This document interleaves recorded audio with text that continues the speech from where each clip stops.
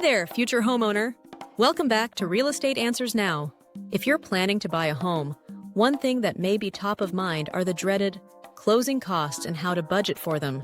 Well, you've come to the right place because today, we'll break down all the different costs you should expect when closing on a property, and more importantly, how you can budget for them. Plus, we have a bonus tip that could help you save big on your purchase, so stick around till the end. And don't forget to hit that like button, subscribe, and ring the notification bell so you never miss any of our real estate tips. 1. What are closing costs? So what exactly are closing costs? In simple terms, they are fees and expenses you pay when you finalize your home purchase. These costs can range from 2 to 5% of the purchase price of your new home. So if you're buying a $400,000 property, expect closing costs to be between $8,000 and $20,000. Let's break these down so you know what you're actually paying for.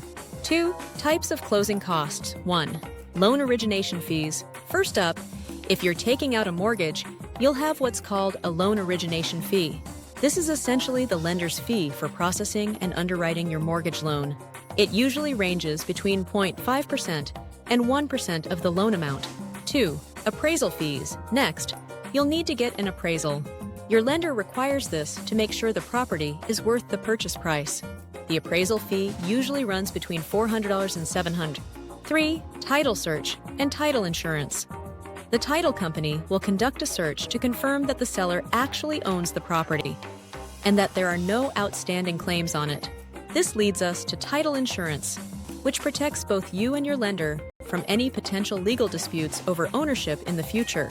Combined, these fees typically cost between $1,000 and $3,000. 4. Home inspection fees. A home inspection is essential for identifying any potential issues with the property before you move in. A good inspector will check everything from the foundation to the roof. Expect this to cost around $300 to $600. And while it's technically optional, we strongly recommend you never skip it. 5. Property taxes and prorated expenses. Property taxes are another big one. Depending on your closing date, you'll have to pay a portion of the annual property taxes up front. Also, if the seller has already prepaid some expenses like HOA fees, you might have to reimburse them for your share. These costs can vary significantly based on your location and closing date. 6. Private mortgage insurance, PMI.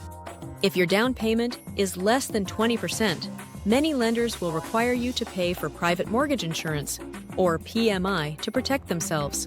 This typically adds 0.5% to 1% of your loan amount annually.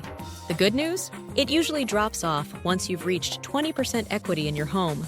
7. Prepaid interest. Depending on your closing date, you might have to pay some interest up front. This is essentially to cover the gap between your closing date and your first mortgage payment.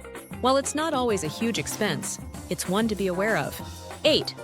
Escrow fees. You'll also have escrow fees for the company managing the transaction, which may include setting up an escrow account for your property taxes and homeowner's insurance. Expect this to range between $500 and $1,500. 9.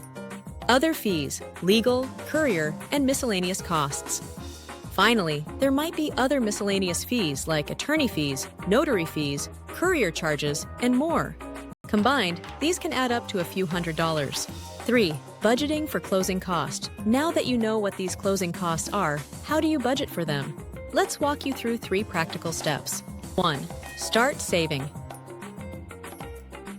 Early. Since closing costs can run 2 to 5% of your home's price, start saving early, beyond just your down payment. One way to do this is to add a closing costs line item to your budget. Treat it as a non-negotiable expense. 2. Shop around for services. Did you know some closing costs are negotiable? You can shop around for services like title insurance, home inspections, and even loan origination fees. Get quotes from multiple providers before making a decision. Every bit you save will help. 3. Ask the seller for credits. Another way to save is to ask the seller to cover some of the closing costs. This is known as a seller concession or seller credit. While this isn't always possible, especially in a competitive market, it's definitely worth a shot. Ready for the bonus tip?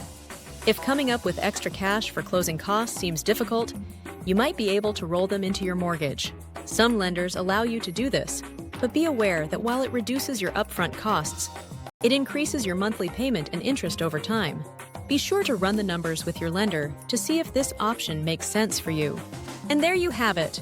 Closing costs can be intimidating, but with a little preparation and the right strategy, they don't have to be a surprise. We hope this video gave you a clearer idea of what to expect and how to budget.